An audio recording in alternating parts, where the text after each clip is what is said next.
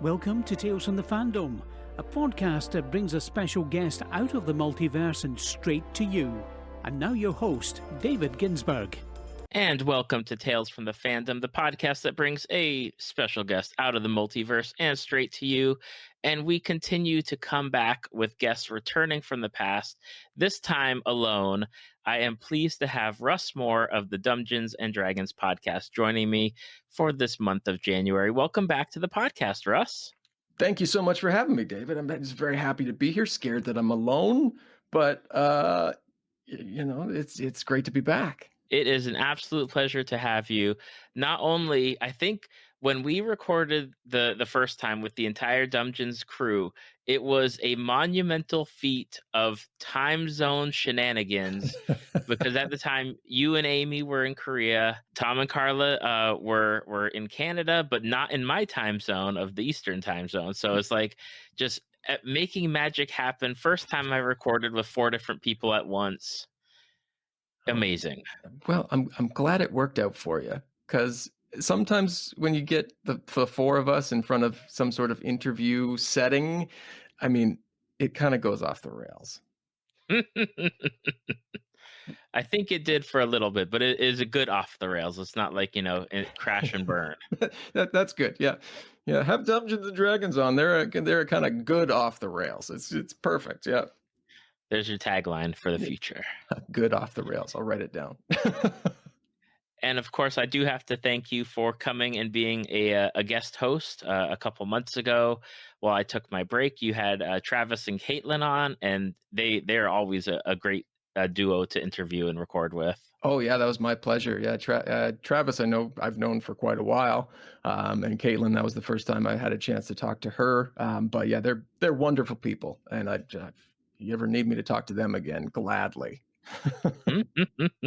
But now it is just you. I know when we did the Dumbgeons and Dragons podcast episode, it was all about tabletop gaming, specifically like D&D. But now you're alone, and you've got a lot of different things that you are into. So I'm just gonna jump in there with something that I think you just recently may have gotten into within like the past year or so, and that is Magic the Gathering.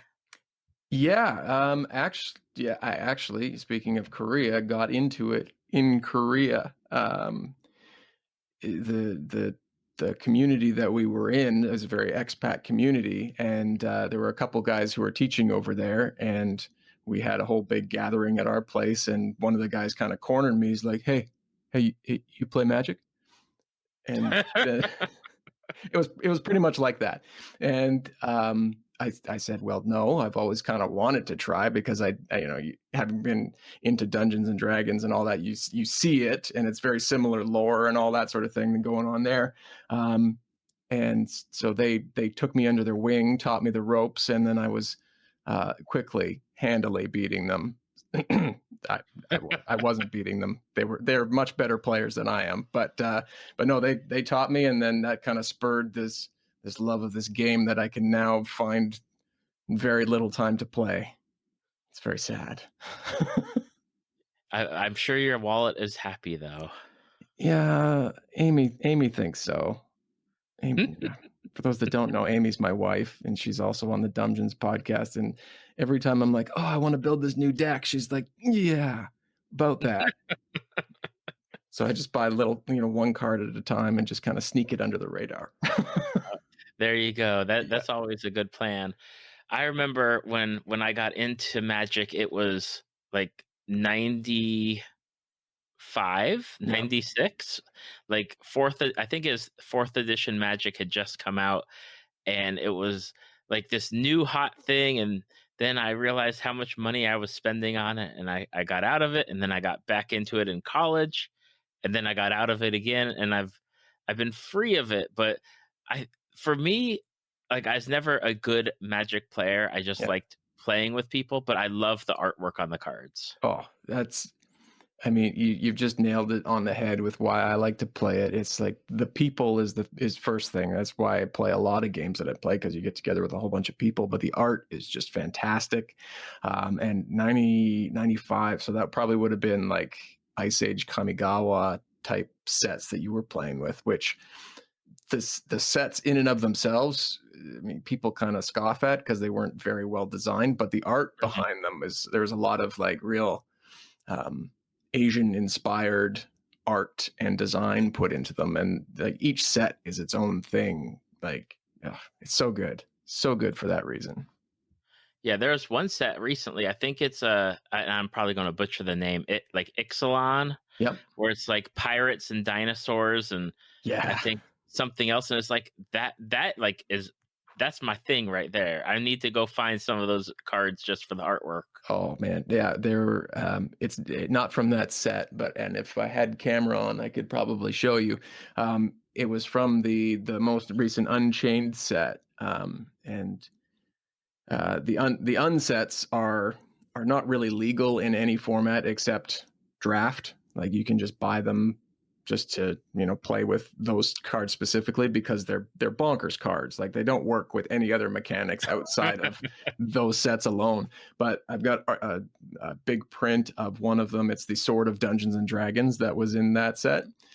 So it's this big like sword that's dripping with like dragon blood or some sort of purple blood, and like this huge like mace on the end of it, and a big gold dragon in the background. And the card in and of itself, when you use it, you have to roll a d20, and if you roll a 20, you create a gold dragon token. So it just kind of fuels that way. It's very, very meta and very cool in flavor on that one. I like it. When you played in Korea, what was it like learning for the first time? Since you've played Dungeons and Dragons over Yeah. there, played it before, so now you got Magic. What was that like?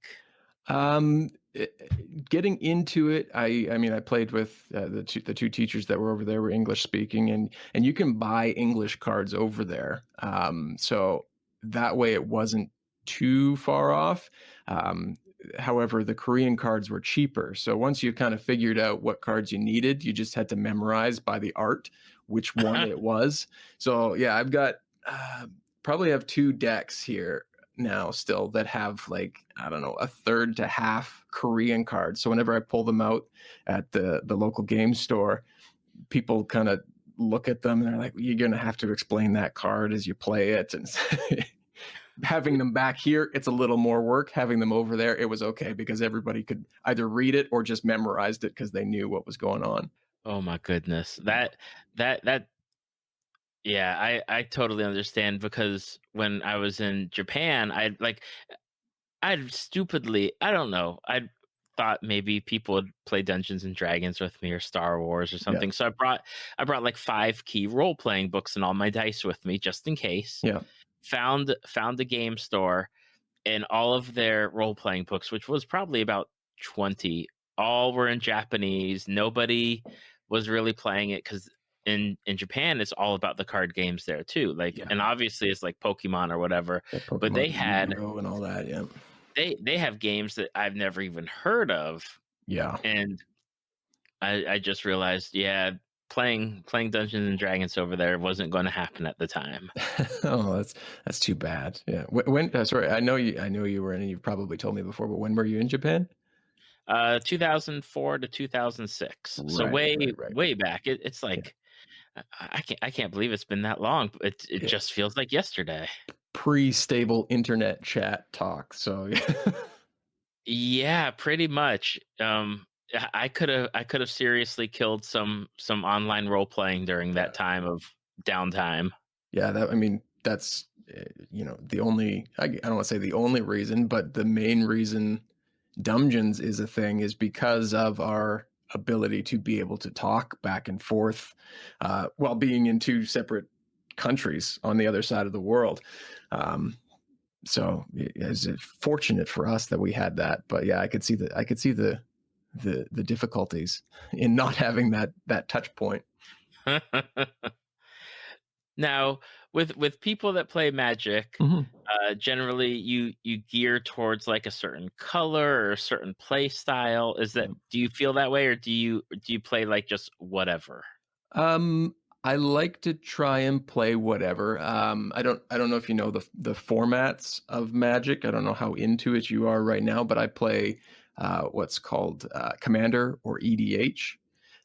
which is EDH stands for Elder Dragon Highlander. So in a normal Magic game in Standard, you have a 60 card deck, and you can have up to 4 of the same card within that deck. In Commander, it's a 100 card singleton, so you can only have 1 card of each, excluding basic lands, and you have 1 creature card who is your commander. So they kind of dictate how the deck is built, and my favorite ones are ones that get really big and smash people in the face. So I like the Jund family, the red, green, and black. I like the Golgari, which is kind of the green and black, the ones that make really big creatures and then let them die off and then bring them back from the graveyard. I like a lot of graveyard recursion so that you can use basically your graveyard, which is your discard pile. For those that don't know, you can use that as like a second hand. I like things that allow you to kind of recur as you're going. So for me, it's of the color pie, I like everything except white and blue. I think is what I land in, which is, sorry for control players, but that's where I am. I like big creatures that hit really hard and you can keep bringing them back. That's what I like. I always had like multiple different decks way back in the day, but I remember that like it was always like green and red were the 2 colors that I kind of like tended towards, because sometimes it's just cheap to get some people out there, or especially like with the green cards. I remember having the where you can like just keep getting token small creatures and just having hordes of them out on the battle, like the mat or whatever. Yeah, definitely. Yeah. Green's really good for that. Red is good for those burn spells and like small goblin creatures that you can get out super quick. So you come in, they've got little damage, like 1 or 2 damage tops, but you get a whole bunch of them out on the board before anybody else has anything, and you can usually do some pretty serious damage before the guy across from you starts getting out his big behemoths and beaters and that sort of thing. Yeah, it's definitely. I mean, the game has evolved so much from when I was into it, even in college, which would put me at like 99 to 2001. Yeah. They had started releasing like decks already made, so you could just open the deck and start playing it. And even then is like learning the rules at that point from when it was 4th edition, and that's only a couple years difference, and already over my head. And then I know from like the commander and having the special, like you even have it more where it's just different, and you have a lot more, and it's where a lot of people play like the similar decks, because I always see like the deck construction and people talking about what kind of decks people are playing this year, and it's like I don't get it, as far as I wish like there could be a lot more variation, but I understand that there's certain decks that just you go in there and you go into like those tournaments and that's it. Yeah. That's what you play. Yeah, I think kind of what you're talking about there is like standard rotation. So when they release sets, the last, I'm going to get the number wrong and someone's going to call me out on it, but the last 3 sets, that's what those people the people playing tournament and the people playing that format can go pick from. So right now, you've got Dominaria, Ixalan, and it's going to be in the future. Nobody's going to care anyways when they listen to this. But they've got those sets to pick from. And then, so you build your cards, and all the tournament players, like they pick the best, like the best proven cards to work together. So yeah, when you see tournament play, you get like 4, 5, 6 different decks.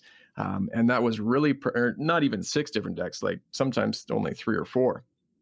But what I think they've been doing a really good job at, especially for this latest set that they have out, the Return to Ravnica, is they've actually, when I say with they, I mean Wizards of the Coast, who makes Magic the Gathering. They've hired on ex-tournament players and world champions to basically play test and design all the new cards going out. So instead of having, accidents where one color pairing or one deck is really super strong, and that's the one that wins all the tournaments.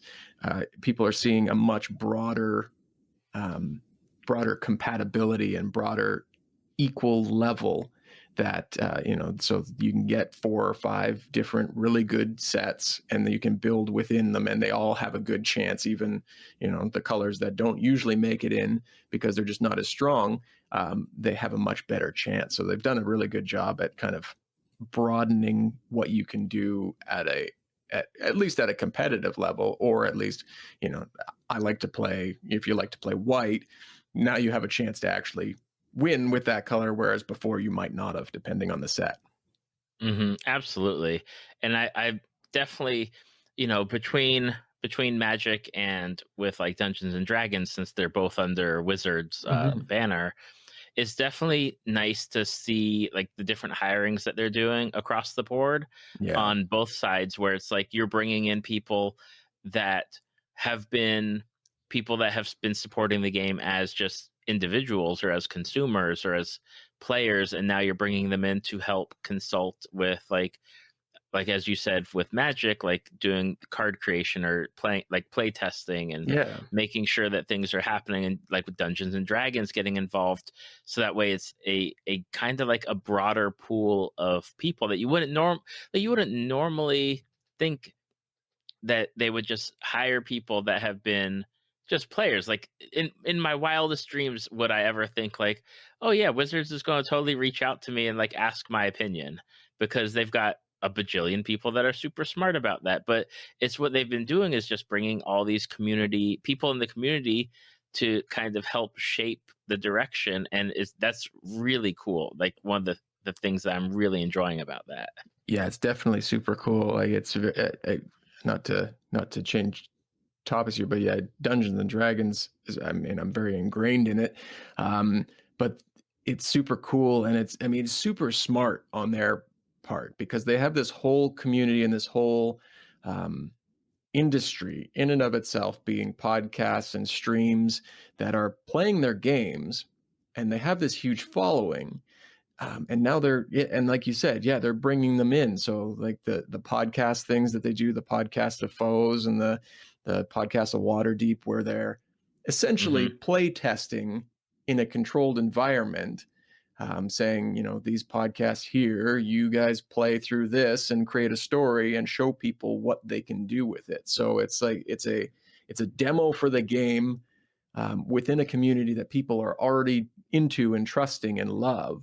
And then, bringing some of those people back under the umbrella, like, Satine Phoenix and Matt Mercer, and they bring them in as playtesters or as consultants, and say, okay, you play this game, everybody really likes the way you play it.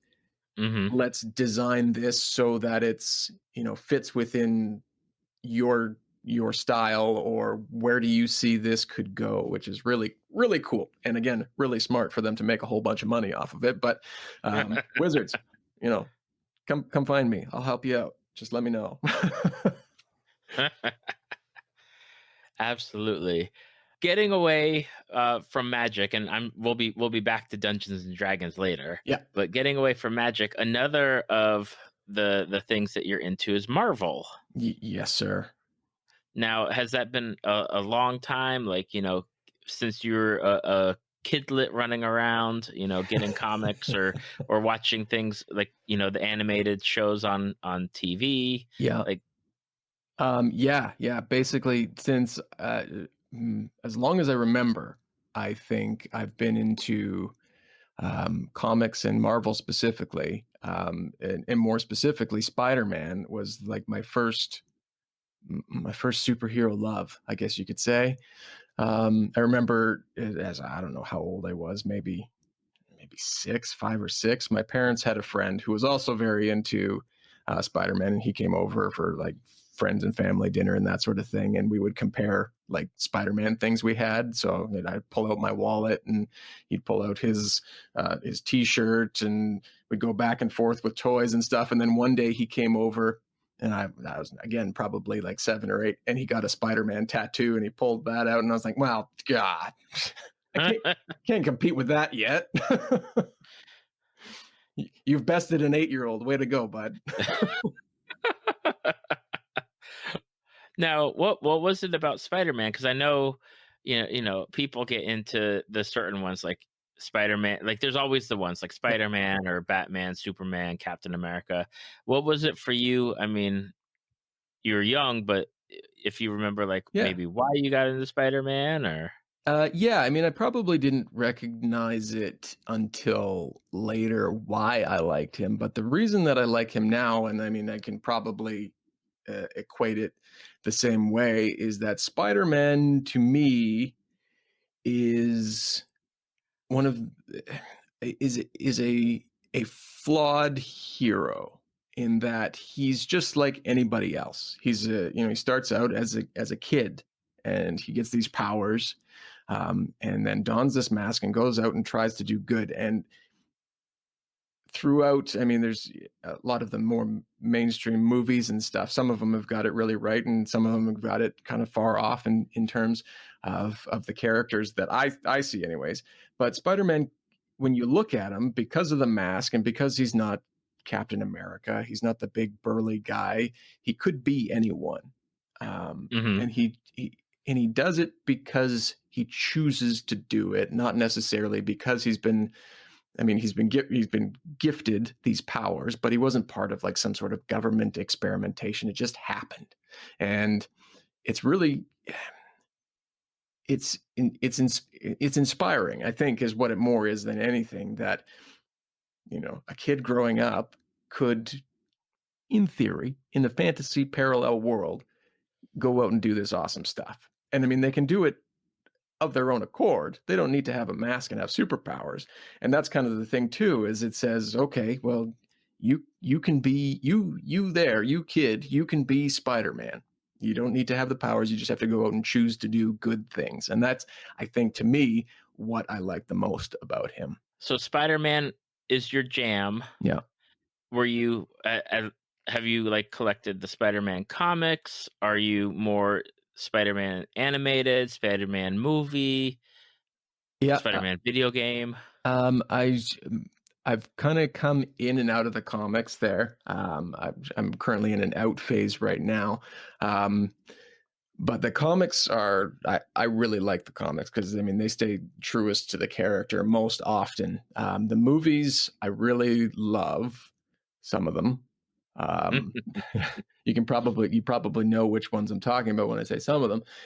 But like, I like different aspects of each of them. Some people really slam the Andrew Garfield one. But I felt like that, Tobey Maguire, as far as the Peter Parker within that trilogy, he was the perfect Peter Parker. I found him more difficult to believe as Spider-Man because he wasn't as witty and quippy and that sort of thing.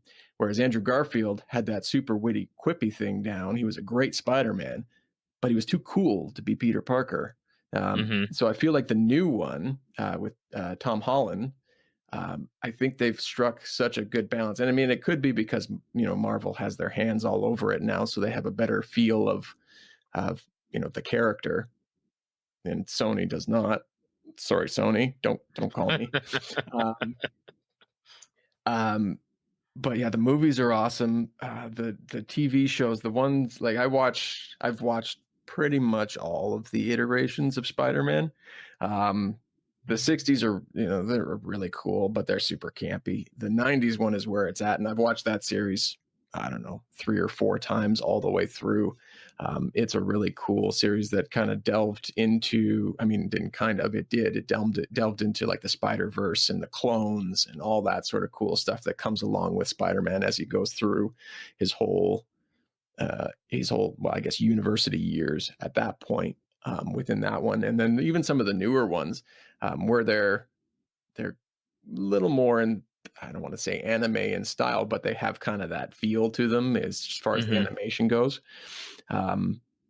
They tell some really awesome stories too. I haven't watched the latest one that's out, unfortunately. But yeah, the Ultimate Spider-Man, I think, was the last one I saw, which is just before the one they have out now, and it was really good.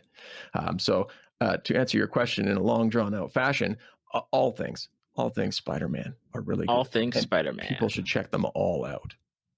Absolutely.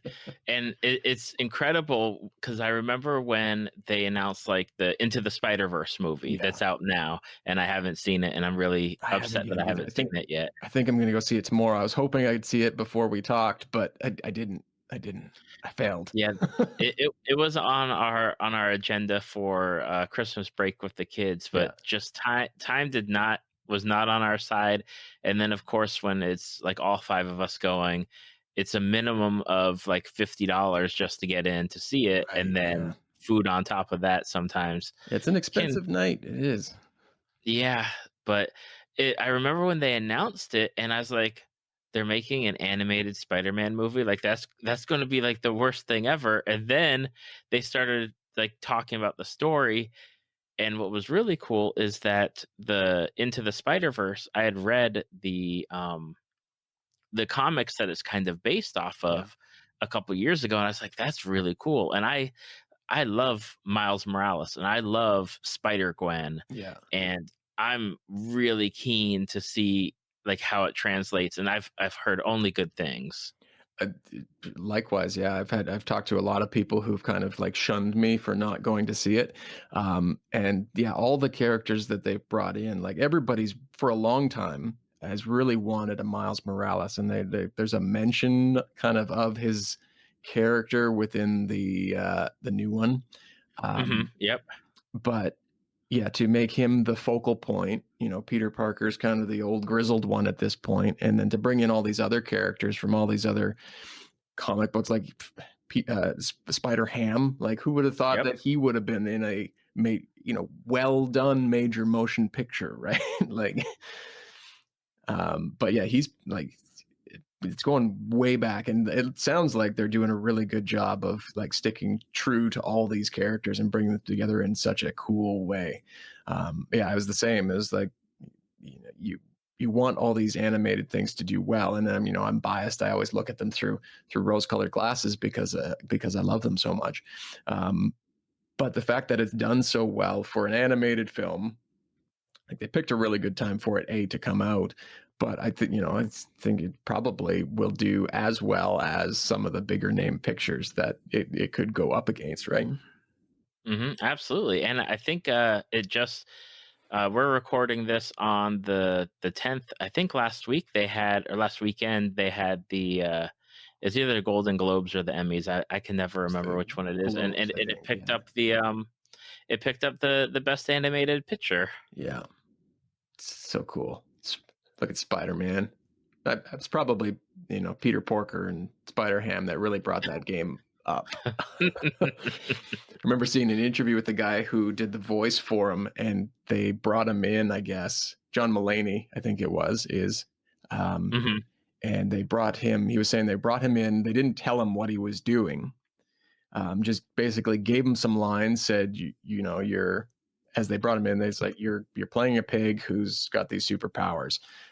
So just here, riff on these lines. And I guess what he did, not knowing what the rating of the movie was or what the style of the movie was, just went off in his own fashion and just dropping like F-bombs all over the place. And he gets to the end of the list, he's like, what movie is this for? Like, can I know, or at least know a rating? They're like, yeah, it's PG. It's like, oh, good. So all that, it's garbage. Yeah, yeah. But you were having fun, so we just let you go.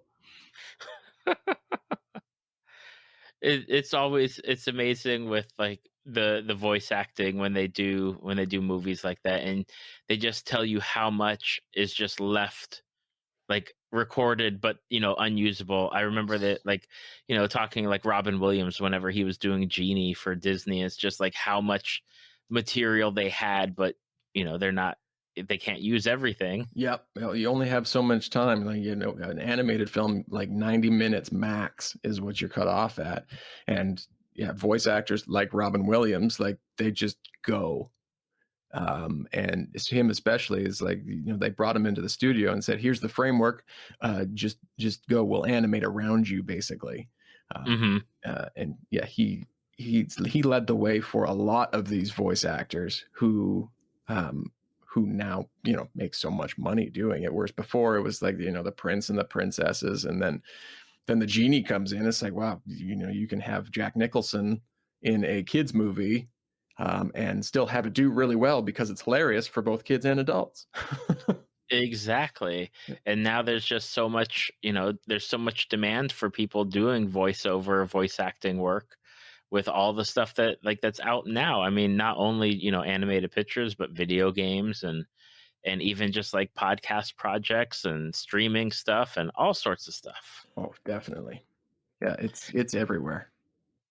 Now, before we jump to the next one, I do have to ask, because I think I'm biased with Spider-Man, is that I think he's probably got one of like the best rogues gallery of villains, and I have to know for my personal satisfaction, like who do you like as far as like coming out of there as his nemesis?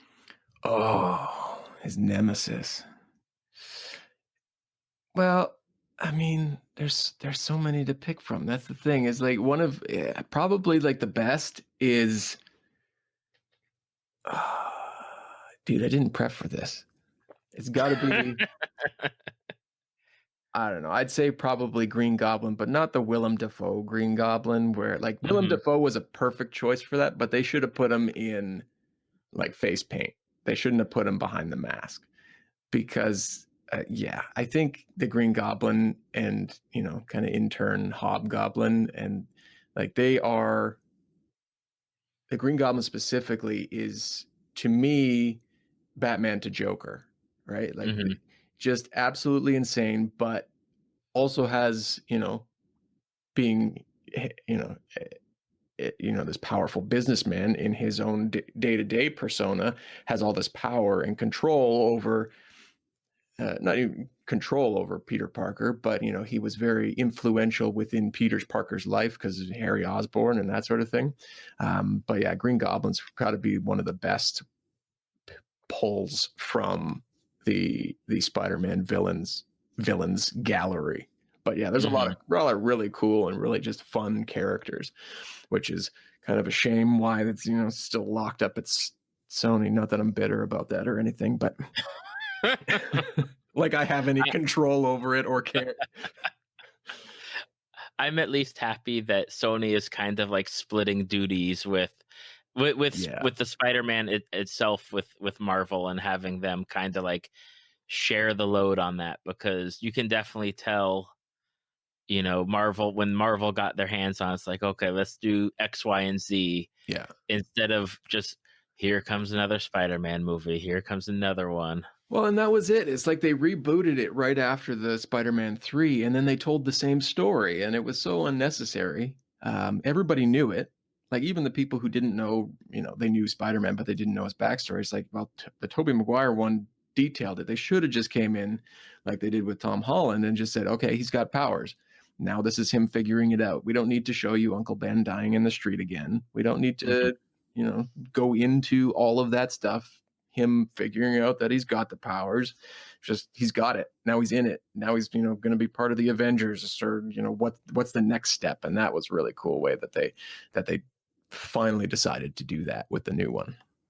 Yeah, I think, and I think, yes, like you need to tell it once, but with characters that are so iconic and ingrained in like our pop culture, like especially Batman, Superman, Spider-Man, you're getting these characters where the general gist of it. You don't need to show the audience. You could even 5 seconds of just, oh yeah, Uncle Ben, I remember what happened to you. Just something simple. It's not where you need to have a whole movie of, okay, Spider-Man, he got bit by a spider and he let the guy escape, and then Uncle Ben died, and you can just jump right in. Marvel is, as far as Marvel Studios goes, is king of the one-line throwaway for plot points and storylines that they need to wrap up. It's like,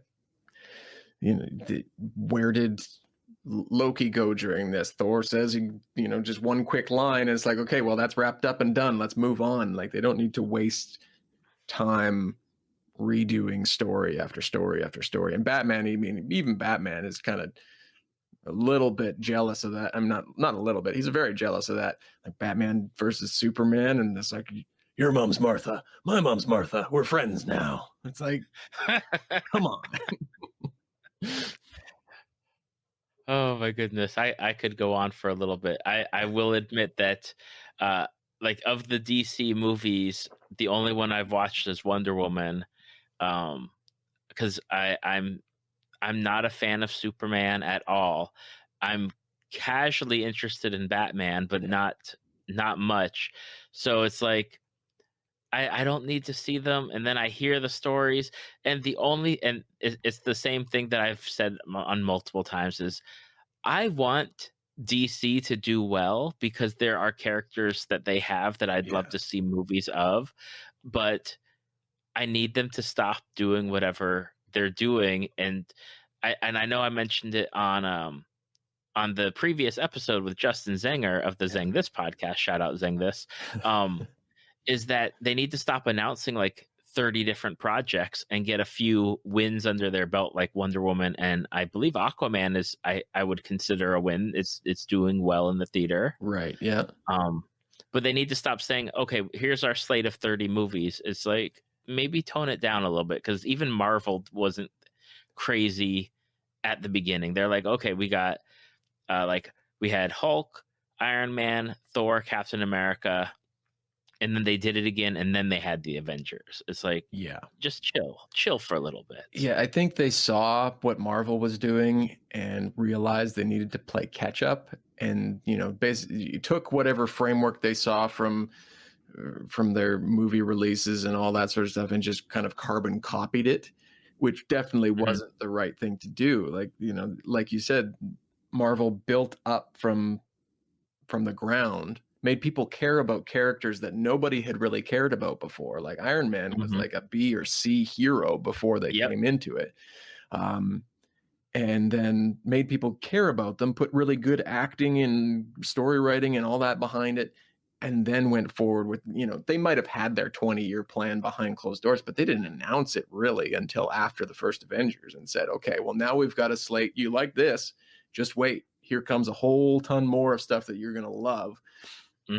And they stick really close. I mean, you watch them all back to back. They stick really close to whatever formula they've got created there. You can almost pick it out storyboard by storyboard. But you care about them because they've given that framework for like this universe that they're building. Whereas Batman, they went like right after, DC, they went right after Dark Knight, which should have been just a standalone 3-picture one, and it's done. And tried to stay within that kind of universe feel, and it didn't really, well, it didn't work. It proves to show that that even in Justice League, which I haven't sat down to watch yet, but I've seen kind of clips of, read some of the recaps and stuff on what they reshot with Joss Whedon, and it's like they tried to start within Zack Snyder's world, which was probably a poor choice to begin with. Might be an unpopular opinion. I don't know many Zack Snyder fans you have to listen to the podcast. But this dark and gritty, and then tried to make it funny, and it just, it fell flat. Yeah. Someday they'll get it. Or they'll just do TV really good, and they should just stop doing movies for a little while. The TV and the animated stuff, which is the animated DC stuff is the stuff that I dig the most. Oh, they do some really good stuff. Like what was it, Flashpoint Paradox? That's one of my favorite movies. And then The Killing Joke, also really good. But all their animated stuff is great, basically because they can just rip it from the comics and keep it all the same.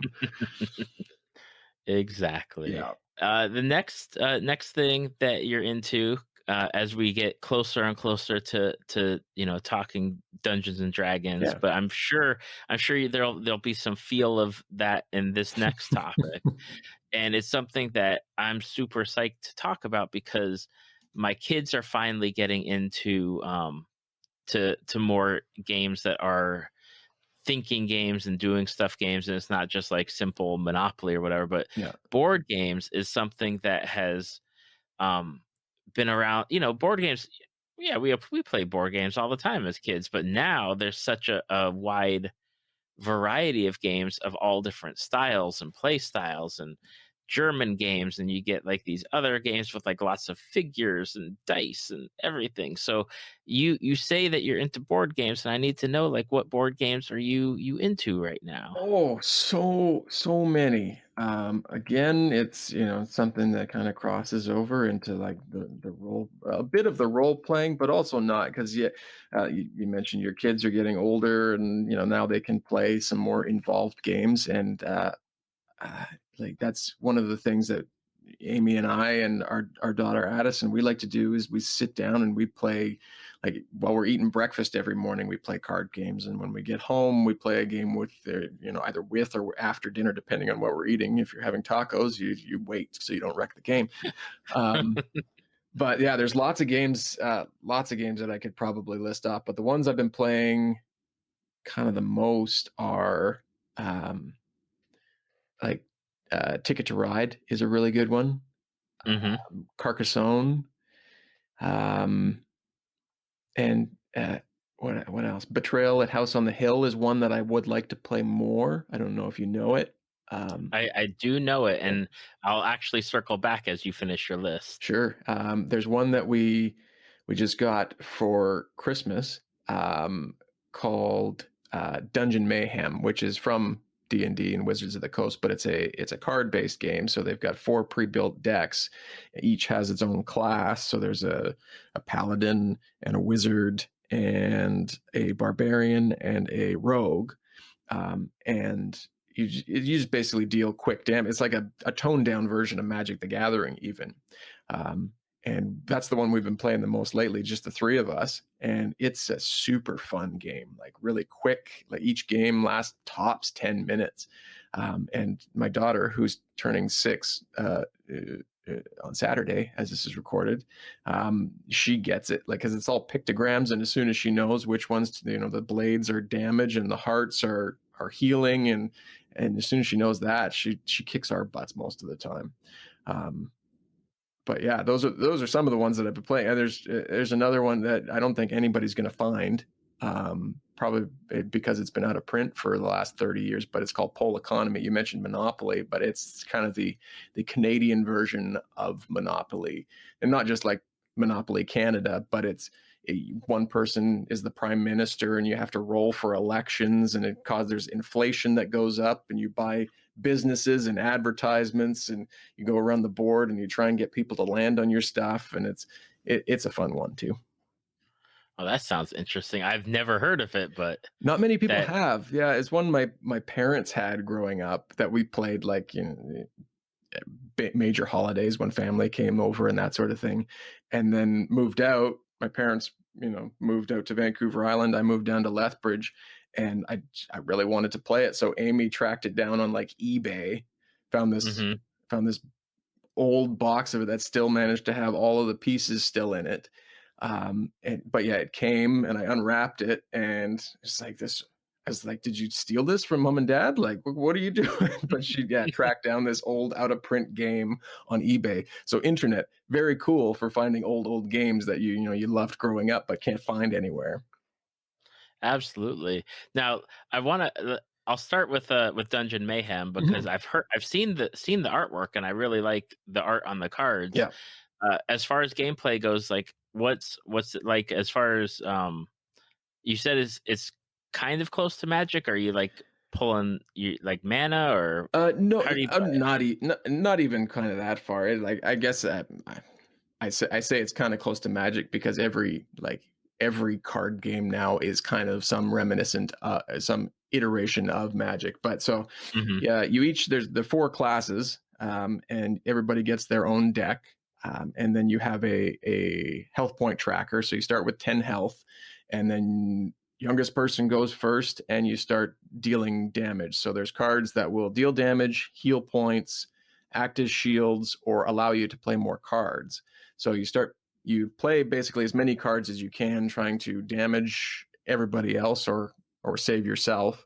And then it goes around like that. And each deck, because they're different classes, has its own mechanic that is specific to that class. So the paladin allows you to pull cards from your discard piles. Is calling it like divine. I can't remember the exact name of it, but calling upon their deity to pull things back. And then the rogue has a pickpocket card, so they steal a card from like the top of another player's deck and play it. And then the barbarian, they just smash things. Like they have this whirlwind attack that heals them and kills other people at the same time. And what's the other one? Wizard. Oh, the wizard has like fireball and stuff that hurts everybody. So it's kind of cool. But gameplay wise, it's you get 3 cards in your hand. You try and knock everybody out as quick as possible and then shuffle up and do it again. Oh, that sounds cool. My kids have just started getting into like we've started playing Dungeons and Dragons, and we play like the board games that we play, but it's certain things is, you know, how much can I push on them for learning and mastering? And you say 6 years old, I gotta get this game for my kids now. Definitely. I think it's not an expensive game. I think it's like a $19.99 kind of game. But yeah, and each deck comes with its own little pictogram or each little card with all the pictograms that you could run into on the card. So when you're looking at your hand, it's easy, especially if you can read, obviously, talking younger kids. It's geared at like 8+, it says. But yeah, if you explain it to them, which ones do what, like it's all picture based. It's all very quick. And yeah, there's lots of cool art on it that kind of each card, the art on it, you know, more or less correlates with what the card does. So the paladin one, it's a female elf character. And on one of her like 3 damage cards, it's called for the most justice or something like that. And then it's just a picture of her with like shining eyes coming at you with a big sword. So it helps along with that game. But yeah, I definitely recommend you pick that one up. So yeah, 4 players. I don't know how many kids you've got, but it'd be good for a rotating game if you've got more than that. Definitely. And circling back to Betrayal, I know that a friend of mine had just picked it up over Christmas and they were playing it, and I was like, you know, how do you think it'd do with the kids? And she said that the kids should have no problem with it. And you know, my kids are 10 and twin 9, so yeah, they're fairly good. And I think I saw that game played on like Will Wheaton's tabletop years ago, and had been interested in it. Yeah, that's where I got introduced to it too. As long as they do well with like it, because it has horror themes to it, right? So as long as they don't get spooked, like it's as scary as you want to make it. It doesn't have to be scary at all, but like basic gameplay, you're going through this house, trying to find as many clues and as many things to help you as you can until somebody triggers a haunt, and then one of the players becomes the villain. So there's a separate villain book that person then has to read while everybody else tries to figure out, you know, what it is that you are doing to try and stop them. So the villain ends up trying to, well, keep everybody in the house, but in turn kill them. And everybody else is trying to escape. So yeah, it's one that I want to play more and have never been able to play the villain. It's one of those bees in my bonnet that just, I want to play the villain so bad. Because everybody I've played with, they play it well, but they don't play the heel very well. Like they play the good guy very well, but as soon as it switches, they haven't quite got, you know, that sneaky, don't tell everybody what you're doing, because it's very easy. It's very easy to figure it out if they're not playing their cards right. And I just wanted just one time, just play a really good villain that just wipes out the entire house. And there's a bit of that role playing mechanic to it, which is what, you know, I love about Dungeons and Dragons. But you pick your character. One's a little boy, one's a little girl. There's an old scientist. There's a witch looking lady. So you kind of get in, if you play it really well, you can get into character and role play it out that way. And then when the villain switches, then you can really start stabbing people in the back, so to speak. What's the gameplay time like for that? That one is probably more the hour to 2 hour, depending on how early the haunt comes, because the haunt comes based on like how many clues you find and what dice you roll. So it can come super early in the game, and then there's not much to do, or it can come much later. So you play for an hour, and then once the haunt triggers, in theory, it's supposed to double the game time. So if you play for an hour, it will probably run an hour and a half or 2 hours. Okay. Yeah, it's kind of an all-nighter one, or a weekend kind of game. Now, I will say, because you brought up Ticket to Ride, Yep. that we bought the original, so the one with Yep. the American United States Canada board. We got that one for the kids last year. Yep. And they did really well. They started like thinking and strategizing and getting into it. And this year we got them for Christmas, Ticket to Ride Europe. Nice. Which adds in ferries and tunnels. Yeah. So it adds in like an even in a little bit harder. And let me tell you, that game right there shows you just how devious your kids can be. One of my kids, sometimes he doesn't play to win at all. He plays to see how much he can mess with everyone else. Right. Yep. He'll just pick destinations. He'll figure out where people are trying to go, and he'll be like, "Well, I'm just going to start claiming those routes." And it's like, you don't have you don't have anything to say, because you can't tell him he's playing it wrong. Nope. He's just not going for his routes, and he knows you're going to lose out on 20 points because you can't get to that place. So he's actually playing it really well. He sounds kind of like my dad. He does that too. He'll make his like one route, and then he'll just start messing with people. Yeah, it's definitely one of our favorite games is just busting that out and having a good like. Generally, I think with all 5 of us playing, it's about an hour and a half or so to get through a game. Yeah, it's a good one to kind of pull out when you've got some people over, or with the family around there, because it doesn't have it's got a few rules up front that you kind of need to figure out how many cards you can draw and that sort of thing. But once you've got that, it's a real quick and mindless game, as long as you know where to find cities. So, I mean, also for that, it's good to know where things are in the United States, which is very difficult for Canadians sometimes. It's not like there's 3 Canadian cities on it. And I know when we pulled out Europe, it was definitely a little bit of a learning curve just with the city names, because I think they said they try to gear it to like the 1900s world map at the time, and what the cities were actually called in their native language. And I'm like, okay. And I was looking at the route cards, and I had to just kind of, okay, it says it's in like the middle section. Let me take a look and see where it is. Yeah. Well, it's nice that they put it on the card so they can kind of ballpark and then find it from there. Absolutely. Yeah. Yeah. There's, I love the board games that are coming out. And I know you mentioned Carcassonne, and it's one of those ones where I think I'd be more into it, but I hate having to count the meeple points.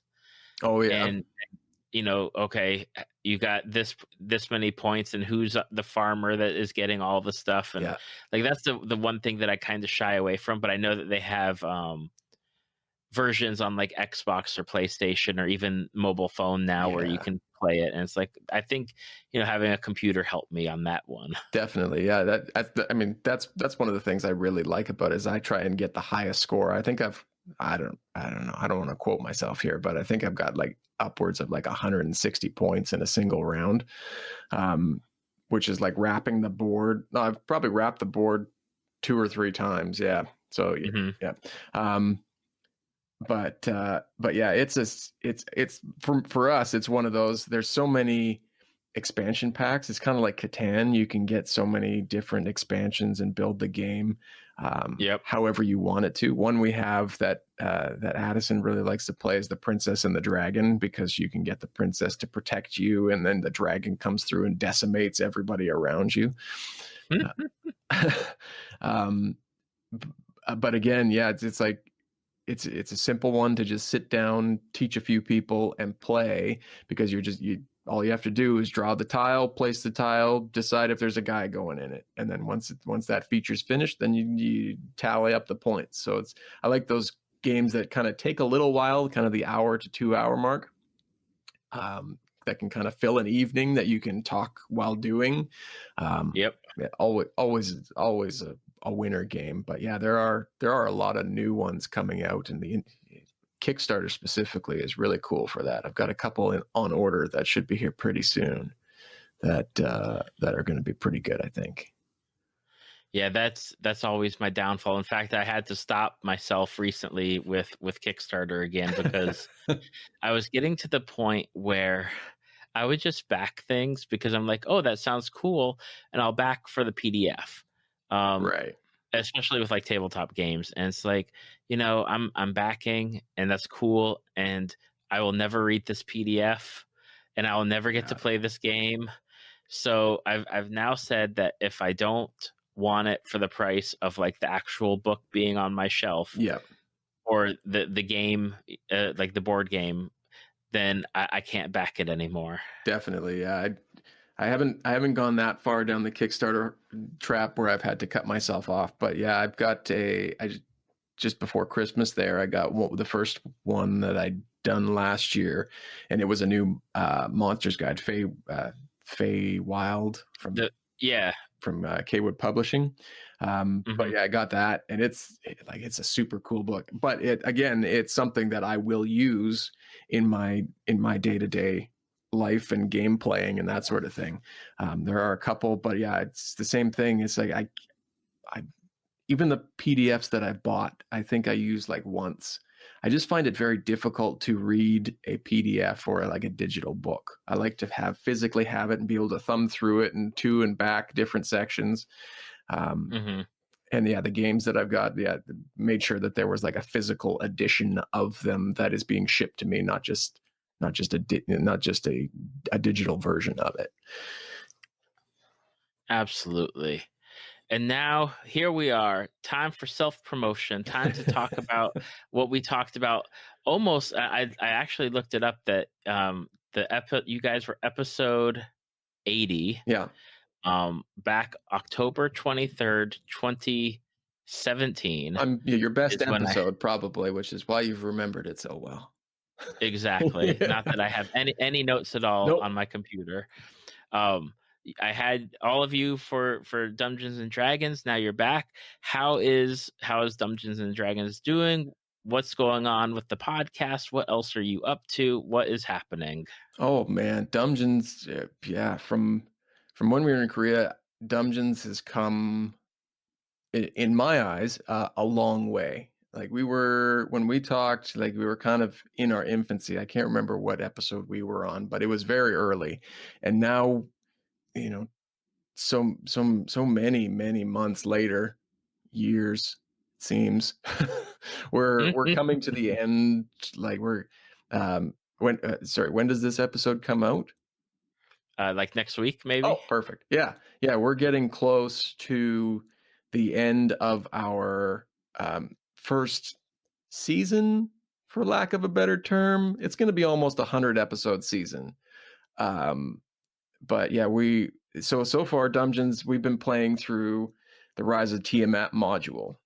So everything from episode 1 up till present date, with the exclusion of some different bonus episodes and different things that we've done along the way, including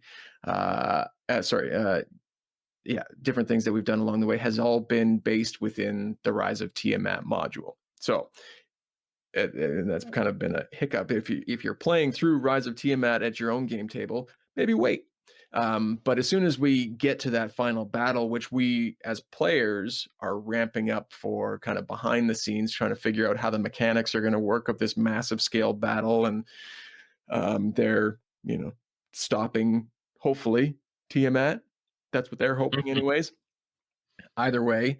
And then moving beyond that, we're planning different things for, for the main characters, Flint, Thea, and Nulara.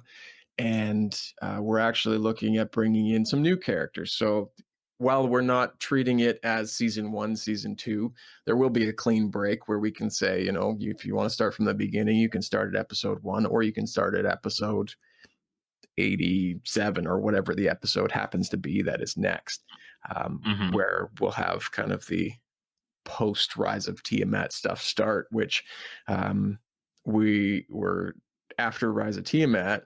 We're going to, as long as all goes well, we're going to be like a strictly homebrew setting. Well, not setting. We're going to be still within Faerun because that's where the characters are based. Although we've introduced portals and stuff, we could do whatever we want. But we're going to be in a more homebrew podcast. So all straight out of my old noggin here. So we'll see how that goes. Hopefully it keeps going well. Very nerve-wracking. We sat down to play a couple episodes there earlier this week, and I knew what I wanted to do, but I was freezing because it was like just pre a big like planning session, and we just kind of all broke down and had like an hour of like laughter play, which was therapeutic. But it's like it's the stresses of the game are creeping into real life now. So hopefully that comes through in a good way. Oh my goodness. Yeah. But yeah, we've got I'm trying to think of what changed. Well, we've got we've got a great Patreon community. We've got an awesome Facebook group that we've kind of amalgamated and started here not too long ago with some other great podcasts, Dark Dice, and End of Time and Other Bothers, and The Lucky Die. We're all together with those over in a newly reformed Facebook group called, I'm going to kick myself because I just lost the name. It was on the tip of my tongue. The Reckless Play Guild. That's what it is. Where we're talking D&D, and we're talking those 4 podcasts, and we're getting this huge community together to come hang out and talk D&D, and yeah, the Patreon stuff that we do bonus episodes and games within that community. We've got Discord where we talk with all our patrons, and listeners are more than welcome to come in there as well. And we have this one-on-one, which is really cool. Like that's kind of the biggest thing I think that's happened since we last talked as far as Dumbgeons goes, is just the community that has come together around it, which is really cool. That not just that people like what we Dum-Dums put together, but that they like it so much that they want to spend time out of their day talking to us about not only the show, but what's going on in their life. Like I've gotten to know so many people just because of the podcast, really cool people from all over the world, that otherwise I would have never known.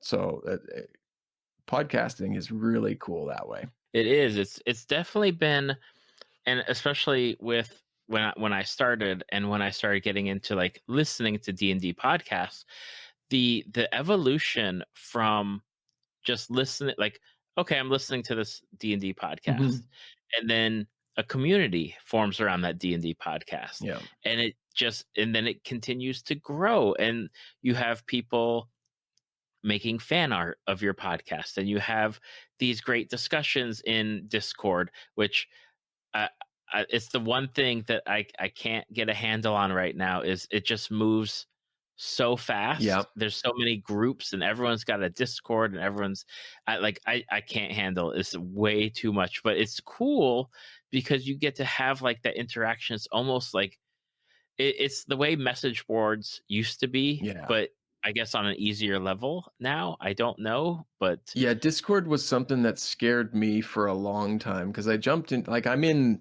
like I've muted a lot of them, but I'm in like 13 different Discords because I was trying to get a handle on it. And that I think is what overwhelmed me, is that there were just so many, and a lot of them were really big or really big servers that had, hundreds of, and if not thousands of people within them. So yeah, the notifications at the end of the day are like, you have 800 notifications from this. Well, that's impossible to catch up on, so delete. Yep. But as far as using it for what we do, like, because we started it small, we started it with just our patrons, and said, come into this server. Not all of them are in there. Some of them choose not to be in there, and that's totally fine. But come into this server, let's test drive all the channels, figure out what we want to talk about. We in Dungeons, we talk about food a lot. We talk about games. We talk about Austin Powers and how we want to be in Austin Powers 4, which, who knows? It might happen. But we have a channel dedicated to that. So, we built it up so we know what we're expecting. And then we've gradually, slowly let people in. So you can kind of see it grow and have people kind of take care of it. And eventually it just becomes like a lot of things, for lack of a better term, a monster that fuels itself. So you don't always have to be the content creator. There's a lot of times I go in there and I toss in like a topic if it's starting to slow down a little bit, just to kind of get people back in and talking. But like, they talk to themselves, they get to know each other, and it's kind of cool to see all these other people from who the only thing that they had in common to begin with was the fact that they listened to our podcast. Now they're sharing recipes and they're talking to different bots within the Discord, and they're sharing stories of their pets and their kids, and it's kind of cool. Not kind of cool. It is really cool. That is really cool. And it's definitely something where it's just been really nice to see, like, and I guess I don't want to call it winning, but to see the level of success amongst like a lot of the Dungeons and Dragons podcasts that I follow or I subscribe to or I've talked to, just the success that everyone seems to be having, whether it's like participating in like the Wizards podcast series, or just the number of different people that like the download numbers, or the people that are following it, or just seeing like that recognition out there. It's just been really great just to see across the board. Oh, for sure. And yeah, there's a lot of different metrics that you can use to base your success on, I guess. Some of them are download numbers and some of them are that. But for me, like even still to this day, I kind of obsess about download numbers more than I probably should, but it's one of the only metrics that you have in order to tell if people are listening to you.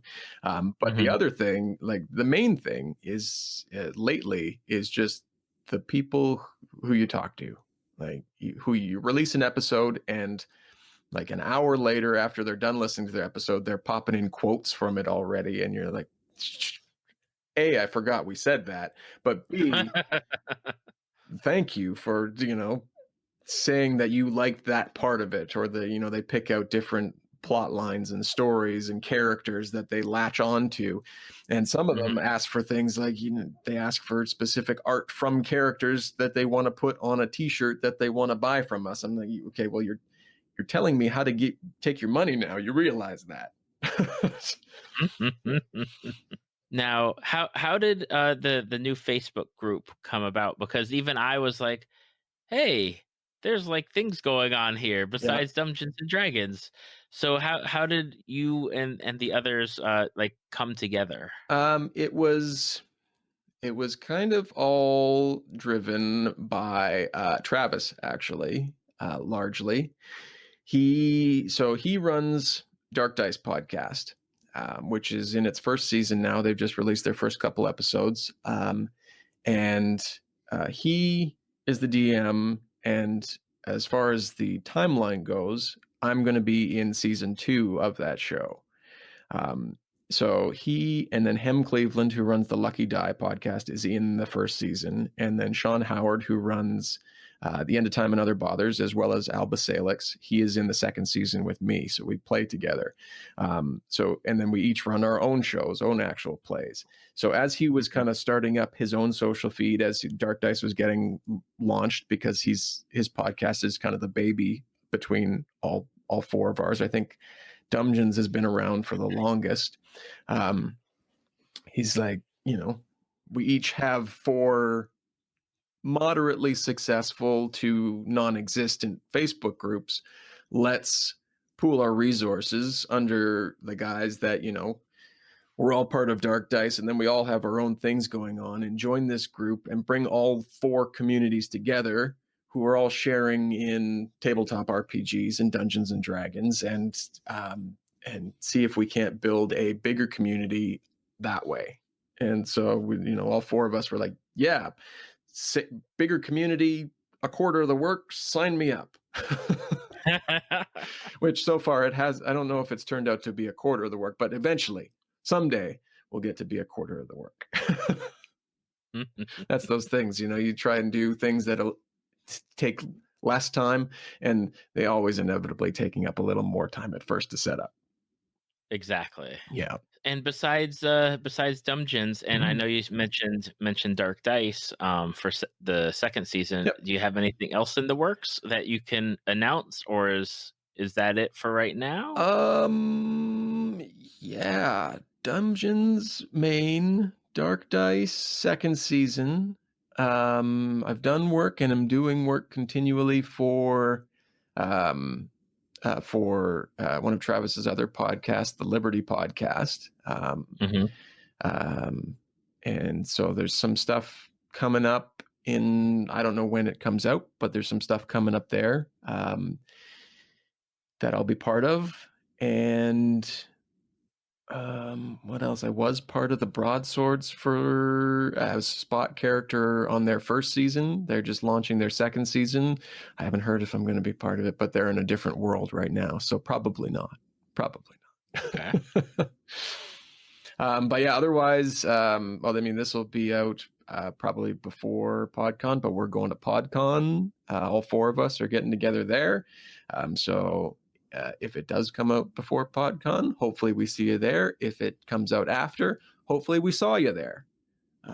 That's going to be a super fun convention to come at. It's going to be our first convention going as a group, and having not really something to sell, but people to meet based on the fact that we're our own podcast and going as fans of a lot of the other ones, but also, throw business cards and stickers at people as we see them in the hallway. Exactly. Get more people listening to Dumbgeons. That's right. That's the goal. Get everybody listening. Tell your friends.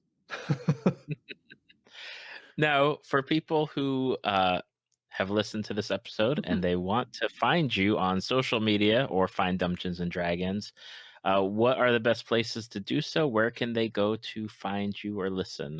The main place that I always send people is dumbdragons.com. That'll give you everything Dumbgeons and Dragons based. We are on Facebook, and we have a page and the group, which I mentioned there. We're on Twitter at dumbdragoncast.